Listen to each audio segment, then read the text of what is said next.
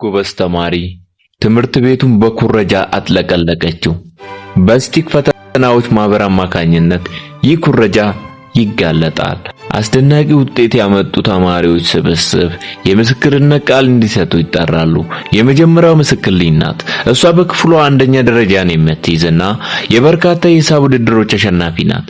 እናቷ ከጥቂት ዓመታት በፊት ከፍቺ በኋላ ጥላት ስለሄደች አሁን የምትኖረው አነስተኛ የመምህርነት ደሞዝ ካለው አባቷ ጋር ብቻ ነው።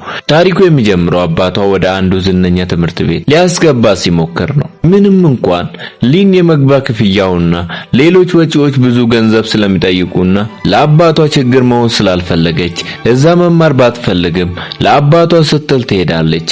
እዛም ሊን በርዕሰ መምህሯና በአባቷ ፊት ሆና ሁሉንም የትምህርት ወጪዎች በጭንቅላቷ አስልታ ስትናገር ርዕሰ መምህሯ በመገረምና አድንቃት ነፃ የትምህርት ዕድል ስኮላርሺፕ ሰጠቻት። ሊንም በደስታ ተቀበለችው።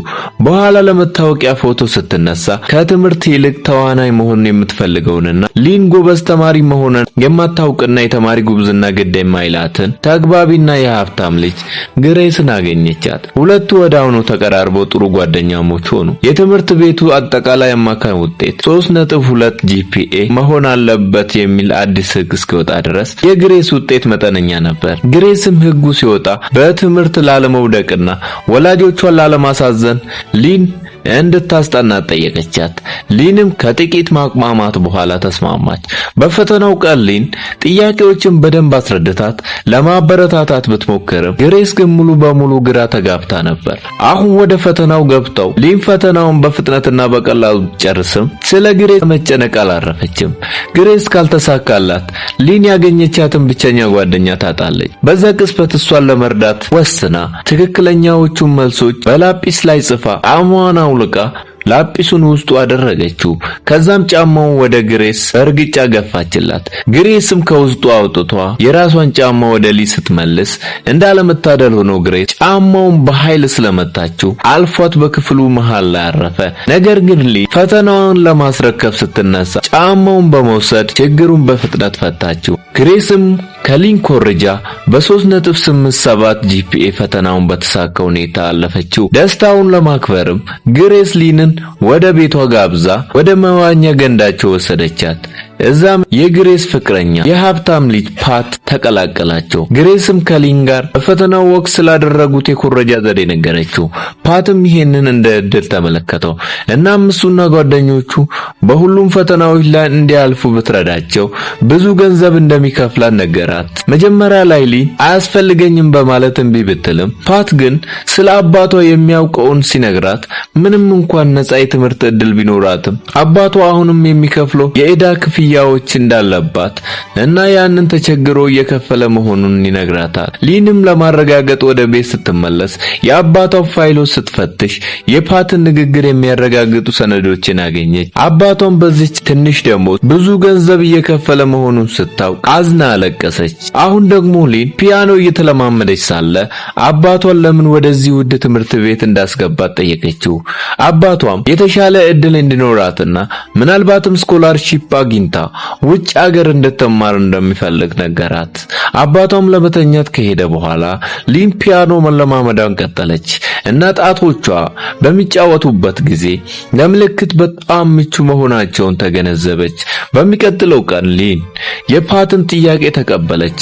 እናም ለቡድኑ መልሶች እንዴት እንደምታስተላልፍ አስተማረቻቸው። ፈተናው ምርጫ ስለሆነ ለእያንዳንዱ ፊደል ኤቢሲዲ የጣት እንቅስቃሴ ኮድ ሰጠቻቸውና ለተማሪዎቹ በፈተናው ላይ ኮዱን ማስታወስ ብቻ ነበረባቸው። በዚህ መንገድ የፈተና ኩረጃ ልምምዳቸውን እንደ ፒያኖ ትምህርት ስልጠና የምትሰጣቸው በማስመሰል ገንዘቡን ህጋዊ ለማድረግና በኋላም ለሚመጣ ምርመራ መከላከያ እንዲሆናቸው አደረጉ። ከዛን ጊዜ ጀምሮ ቡድኑ በሁሉም ፈተናዎች ላይ መኮረጅ ጀመረ እና ዘዴው ተሳካ። ሊን በጠረጴዛው ላይ የምታደርገው የጣት እንቅስቃሴ ተራ ነገር ይመስል ነበር። ተማሪዎቹ ግን ያንን እያዩ ይገለብጣሉ። ይጠይቃሉ። መምህራንም ምንም አልጠረጠሩም። በዚህ መልኩ ሁሉም ሰው በጥሩ ውጤት አለፈ። ዘዴው ውጤት ስላመጣ በየቀኑ ቁጥራቸው ብዙ የሆኑ ተማሪዎች ወደ ኩረጃው ተቀላቅለው ክፍያ መፈጸም ይጀምራሉ። ሊን ይሄንን ገንዘብ ቤት ውስጥ ያለውን ወጪ አሟልታ ለአባቷ አዲስ ሸሚዝ ትገዛለች። እርሷም ተማሪዎቹን ፒያኖ እያስተማረች እንደሆነ ትነግረው ነበር። አሁን ላይ ሁሉም ተማሪ የሚያልፍበት ውጤት ቢኖረውም ሊን አሁንም በክፍሏ ምርጥ ተማሪ ናት። ሁለተኛው ደግሞ እንደሷ ጎበዝ የሆነውና ስለ ኩረጃ ጉዳዩ ምንም የማያውቀው ባንክ ነው። እንደ ሊን ሁሉ እርሱም የደሃ ልጅ ነበር። በዚህ ትምህርት ቤት የሚማረው በነጻ ትምህርት ዕድል ሲሆን እናቱ ልብስ በማጠብ ስራ በሚገኝ አነስተኛ ገቢ ራሷንና ልጇን ታኖራለች። ባንክ ጎበዝና የማስታወስ ችሎታ እጅግ አስደናቂ የሆነ ልጅ ነው። ነገር ግን ለኩረጃ ምንም አይነት ተዘኔታ የለውም። ሊንና ባንክ ጓደኛሞች ባይሆኑ ትምህርት ቤቱ ለሂሳብ ውድድሮች አብረው ስለሚልካቸው አብሮ በመስራት በቀላሉ ስለሚያሸንፉ እንደ ጥሩ የሥራ ባልደረቦች ይታያሉ። አንድ ቀን በቲንጂነስ ውድድር አንደኛ ከወጡ በኋላ ርዕሰ መምህሯ ጠርታቸው ለከፍተኛ ትምህርት የሚሆን የውጭ ሀገር የነጻ የትምህርት ዕድል ስኮላርሺፕ መኖሩን ነገረቻቸው። ሆኖም ያለው ቦታ ለአንድ ሰው ብቻ ነው።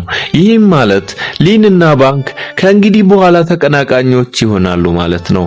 ባንክ በዚህ ጫና የተነሳ በጣም ተጨነቀ። ነገር ግን ቤት ሲመለስ አሮጊት እናቱ ማሽን ስለተበላሸባት በእጆቿ ልብስ ሲያጥቡ ያያቸው ከማጥናት ይልቅ እናቱን መርዳት መረጠ። አንድ ቀን የባንክ ክፍል ጓደኛው ቶንግ የፒያኖ ኮዱ ኩረጃው ስለከበደው በገንዘብ ሊረዳው እንደሚችል ነግሮት እርሱም በምትኩ ፈተና እንዲያስኮርጀው ይጠይቀዋል። ሆኖም ባንክ ገንዘቡን ትክክለኛ ባልሆነ መንገድ ማግኘት አልፈልግም በማለት ጥያቄውን ውድቅ አደረገ። በሌላ መልኩ አሁንም በፈተናው ወቅት ሊን እንደተለመደው የጣት ምልክቶቿን መጠቀም ቀጥላለች። ነገር ግን ቶንግ ስላልሸመደዳቸው የሊንን ወረቀት ለመመልከት ይሞክር ነበር። ቶንግም ከሊን ሲኮርጅ ባንክ እያየው ነበር።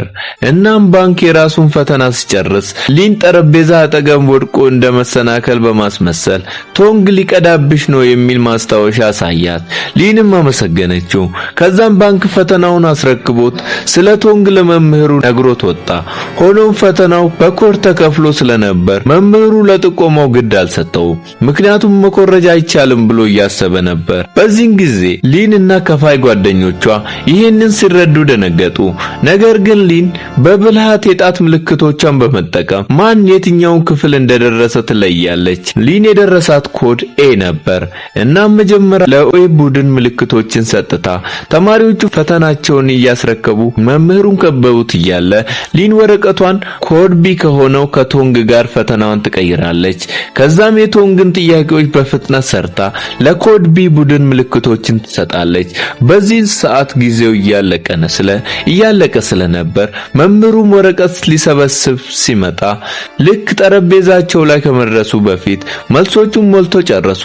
ከፈተናው በኋላ ሁሉም የተረፉ መሰላቸው። ነገር ግን ሊንና ቶንግ በባንክ ጥቆማ ምክንያት ወደ ርዕሰ መምህር ቢሮ ተጠሩ። ኩረጃውን ለመካድ ቢሞክሩም ወረቀቶቹ ሲፈትሹ የሊንና የቶንግ ወረቀቶች መለዋወጣቸውን ርዕሰ መምህሩ አረጋገጠች። የሊን አባት ተጠራ። ርዕሰ መምህሯም ይህ የመጀመሪያዋ ስለሆነና ጎበዝ ተማሪ በመሆኗ እንደማትባረር ተናግራ ነገር ግን የነጻ የትምህርት ዕድሏን እንደምታጣ አስታወቀች። ሊን ግን በነጻ የትምህርት ዕድል ስም ከአባቷ የትምህርት ቤቱ አስተዳደር ክፍያ እንደሚቀበል አባቷ ባይነግራትም ፓት ነግሯት ስለነበር ሊንም ይህን መቀበል ራሱ ከኩረጃ የማይተናነስ መሆኑን በመጥቀስ ርዕሰ መምህሯን ተቃወመቻት። በዚህ የተናደደችው ርዕሰ መምህር ሊን በዩኒቨርሲቲ ደረጃ የውጭ ሀገር የነጻ ትምህርት ዕድል እንዳታገኝ ሄደቻት።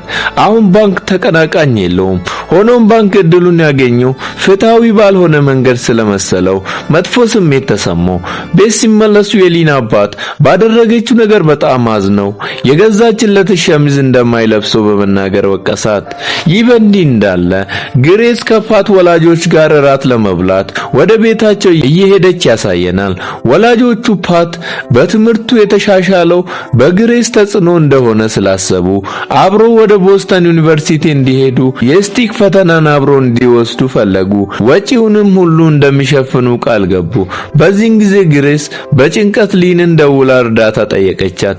መጀመሪያ ላይ ሊን ስሟን በድጋሚ ማጥፋት ባትፈልግም በዚህ ጊዜ ግሬስ ጓደኝነታቸውን በመጥቀስና ከበፊቱ የበለጠ ትልቅ ክፍያ እንደምትከፍላት ቃል በመግባት አሳመነቻት። ሊንም ተስማማች። ነገር ግን የፈተናውን ደንቦች ስታነብ ስርዓቱን ጥሶ መኮረጅ የማይቻል መሆኑን ተረዳች። እርሷም ይቅርታ የምትጠይቅበትን ደብዳቤ መጻፍ ጀመረች እነፓት።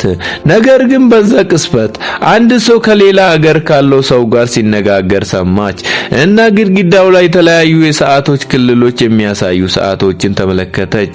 ይህ ትልቅ ሐሳብ ያመጣላታል። በሚቀጥለው ቀን ሊን እቅዱን ለግሬስ እና ለፓት ነገረቻቸው። የሰዓት ልዩነት ወይም ታይም ዞን ይጠቀማሉ። ፈተናው በዓለም ዙሪያ አንድ አይነት ስለሆነ እሷ አውስትራሊያ ሄዳ ከ4 ሰዓት በፊት ትፈተናለች። ከዛም መልሶቹ ወደ ታይላንድ ትልካለች። ለዚህም ለሚወጣው ወጪ ግሬስ እና ፓት ብዙ ደንበኞችን መፈለግ ይኖርባቸዋል። በዚህ መንገድ ሊንም ወደ ቦስተን ዩኒቨርሲቲ መሄድ ትችላለች። መልሶቹን ለማውጣት ግን ሊን ሁሉንም በቃሏ መያዝ አለባት። በቂ ጊዜ ካገኘች ብዙ ማስታወስ ትችላለች። ነገር ግን ፈተናውን ከጨረሰች በኋላ ጥቂት ደቂቃዎች ብቻ ስለሚኖሯት ግማሹን ብቻ ነው ማስታወስ የምትችለው። ሌላውን ግማሽ ማስታወስ የሚችለውና ማድረግ ይችላል ብሎ ያሰቡት ጎበዝና ብቸኛው ሰው ባንክ ነው። ነገር ግን ባንክ ኩረጃ ስለሚጠላ እንደሚጠይቁት እርግጠኛ አልነበሩም። በሌላ ትዕይንት ከፈተናው በፊት ባለው ምሽት ባንክ በሞተር ብስክሌቱ የልብስ ማጠብ ስራውን ሲያከናውን በሁለት ወሮበሎች ተከቦ መኪናችንን ጭረሃል በሚል ተደበደበና ራሱ ስቶ ቆሻሻ መጣያ ውስጥ ተጣለ። በማግስቱ ጠዋት ባንክ ሲነቃ ፈተናው እንዳመለጠው ተረዳና በጣም አዘነ። በኋላ በትምህርት ቤት ሊን የሆነውን ሰምታ ባንክ ጋር ሄዳ አብሯቸው እንዲሰራ ጠየቀችው። መጀመሪያ ባንክን ቢልም ሊንም ስርዓቱ አንዴ ነፃ የትምህርት እድል አግኝታችኋል፣ በሌላ ጊዜ አጣችኋል እያለ እንደኛ ያሉ ደሃ ሰዎችን እያታለለ ስለሆነ እኛም መልሰን ብናታልል ምንም አይደለም በማለት አሳመነችው። አሁን ለእቅዱ አስቆራጭ ተሟልቷል። ሊንና ባንክ አውስትራሊያ ሄደው ይፈተናሉ። ስልኮችንም በሽንት ቤት ውስጥ ይደብቃሉ። በፈተናም እረፍት ወቅት ወደ ሽንት ቤት በመሄድ መልሶቹን ለግሬስና ለፓት ይልካሉ። እረፍት ለሌለው የመጨረሻ ፈተና ክፍል ደግሞ እንደታመሙ ያስመስላሉ። በሌላ በኩል ግሬስና ፓት ከነሊን የወሰዱትን መልሶች በእርሳሶች ላይ በሚለጥፉ ባርኮዶች ላይ ያትሙና ፈተናው ከመጀመሩ በፊት ለተማሪዎቹ ያከፋፍላሉ። በዚህም እነርሱም ረብጣ ገንዘብ ያገኛሉ። አሁን ፓት ብዙ ደንበኞችን ለማግኘት ልዩ ገለጻ በማድረግ በሚሊዮን የሚቆጠሩ ገንዘብ አገኙ። ግሬስ በኤዲቲንግ ችሎታዋ የሐሰት ሰነዶችን አዘጋጀች። ሊንም አባቷን የቲንጂነስ አውስትራሊያ ውድድር ላይ ለመሳተፍ ነው በማለት አስፈርማ ብቻዋን በረረች። ሊንና ባንክ ፈተናዎችን በመለማመድና ወደ ሽንት ቤት በመሮጥ መልሶቹን በመላክ የማስታወስ ችሎታቸውን አሰለጠኑ። ከፈተናው አንድ ቀን በፊት ቢያዙ ምን እንደሚሉና እንዴት አልቅሰው እንደሚያሳምኑ ተለማመዱ። ሁሉም አውርቶ የፓት ተራ ሲደርስ ባንክን እንደማያውቀውና ቆሻሻ መጣያ ውስጥ የነቃ ተሸናፊ እንደሆነ በመግለጽ ሰድበዋል። ባንክ በጣም ተናዶ ፓት ላይ ዘሎ እርሱም መምታት ይጀምራል። ይሄኔ ባንክ ቆሻሻ መጣያ ውስጥ መገኘቱን ለማንም ስላልተናገረ ፓት ሆን ብሎ ወሮበሎችን ቀጥሮ ባንክ ፈተናው እንዲያመልጠውና እነርሱ እንዲረዳቸው ማድረጉ ታወቀ። በዚህን ጊዜ ባንክ ከእቅዱ ወጥቶ ሄደ። ነገር ግን መንገድ ላይ የልብስ ማጠቢያ ማስታወቂያ ሲያይ ሁልጊዜ በዛ ህይወት መቀጠል እንደማይችል ተረድቶ ተመለሰ። ሊንም በሆነ ነገር ተጸጽታ ልታቆም ብትልም ባንክ ለዚህ ሁኔታ ተጠያቂ አንቺ ነሽ በማለት እንድትቀጥል አደረጋት። ከጥቂት ሰዓታት በኋላ ሊንና ባንክ ወደ ሲድኒ በረሩ። በፈተናው ቀስ ስልኮቹን በሽንት ቤት ደብቆ ፈተናውን ጀመሩ። የመጀመሪያውን ክፍል በፍጥነት ጨርሰው መልሶቹን በቃላቸው ያዙ። የመጀመሪያው እረፍት ሲደርስ ወደ ሽንት ቤት ሮጡ። ሆኖም ባንክ መልሶቹን ከመላኩ በፊት ተጨማሪ ገንዘብ ጠየቀ። ፓት ቢናደድም ግዴታ ስለሆነበት ላከለት። ሁለተኛው ክፍል ላይ ግን ችግር ተፈጠረ። ባንክ መልሶቹን ልኮ ሲወጣ ረጅም ለረጅም ጊዜ ስለቆየ በጠባቂዎች ተይዞ ተመረመረ። ሊንም በተራዋ መልሶቹን ላከች። ነገር ግን እሷንም መጠርጠር ጀመሩ። እርሷም ስልኳን በጫማዋ ደብቃ አመለጠች። ሆኖም ባንክ ተይዞ ስለነበር የመጨረሻውን ክፍል ብቻውን መወጣት ነበረባት። በጣም ቢከብዳትም መልሶቹን እንደ ሙዚቃ ኖታ በማስታወስ ተሳካላት። ከዛም ሆን ብላ እንደታመመች አድርጋ በማስመለስ ከክፍሉ ወጥታ ስልኩን ይዛ አመለጠች። ይሄኔ በደህንነት ካሜራዎች ታይታ ስለነበር ፖሊሶች አሳደዷት። በምድር ባቡር ጣቢያ ውስጥ እየሮጠች መልሶቹን ልካ ጨረሰች። ከዛም እየሮጠች ስልኩን የአንድ መንገደኛ ቦርሳ ውስጥ ከተተችው። ታይላንድ ውስጥ የሊን አባት የፈረመው ሰነድ አድራሻ ተከትሎ መጣ። ግሬስ እና ፓት ሊንና ባንክ ፍቅረኛሞች እንደሆኑና አብሮ ለጉዞ እንደሄዱ በመንገድ አታለሉት። ሊን ተይዛ ስትመረመር ባንክን አገኘችው። እሱ ሁሉንም ጥፋት ለብቻው ወስዶ እሷን ለመሸፈን ምልክት ሰጣት። ሊን እያለቀሰች አብሮ የተነሱት ፎቶ አጠፋችው። ሊን ወደ ቤት ስትመለስ ግሬስ እና ፓት ለደስታ ግብዣ ቢጠሯትም እምቢ አለች። ውጤቷ ተሰርዟል። ባንክ ደግሞ ከትምህርት ታግዷል። ሊን ለአባቷ ሁሉንም ነገር ተናዘዘች እና ከትምህርት ቤት ተባረረች። በኋላ ሊን መምህር ለመሆን ስታመለክት አንድ መምህር ጥሩ ስነ ምግባር ሊኖረው እንደሚገባ ተነገራት። ይህም የበለጠ የጥፋተኝነት ስሜት እንዲሰማት አደረጋት። አሁን ደግሞ ባንክ ደውሎ አገኛት። ይሄኔ እርሱ ባገኘው ገንዘብ ከደህንነት ወጥቶ የልብስ ማጠቢያ ቤቱን አዘምኖት ነበር። ባንክ አዲስና ትልቅ የኩረጃ ንግድ እንጀምር ይላታል።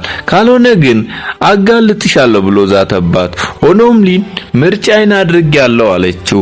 በመጨረሻም ሊን በአባቷ ድጋፍ ወደ ስቲክ ድርጅት ሄዳ ያደረጉትን ሁሉ ተናዛ ይቅርታን ጠየቀች። ቤተሰቦች እናንተም በትምህርት ቤት ጉድ ያስባላችሁን የኩረጃ ስልት በኮሜንት ያስቀምጡልኝ። እዚህም የዛሬው የፊልማችን ታሪክ ያበቃል። ቤተሰቦች መቼም ከፊልሙ አንዳች ነገር እንደምታገኙ ተስፋ አደርጋለሁ። እናም ፊልሙን ከወደዳችሁት ላይክ በማድረግና ቻናሉ ሰብስክራይብ በማድረግ ቤተሰብ ይሁኑ። በኮሜንት መስጫ ሳጥኑ ላይ ስለ ፊልሙ ምን እንደተሰማችሁ ጻፉልኝ። እስከዚህን ድረስ አብራችሁን ሆናችሁ ስለተከታተላችሁኝ ትመሰገናላችሁ። መልካም ጊዜ። በሌላ የፊልም ዳሰሳ እስከምንገናኝ ቸር ቆዩ።